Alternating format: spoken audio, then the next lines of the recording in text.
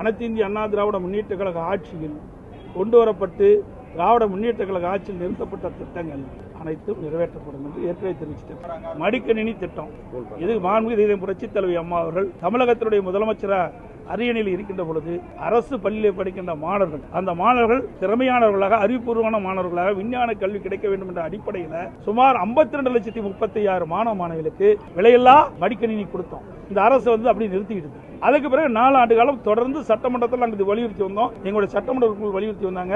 நாங்கள் தொலைக்காட்சி மூலமாக எங்களுடைய கருத்தை தெரிவித்தோம், அறிக்கையின் மூலமாக தெரிவித்தோம். ஆனால் 4 ஆண்டு காலமாக மடிக்கணினி வழங்குகின்ற திட்டத்தை இந்த அரசு நிறுத்தி இருந்தது.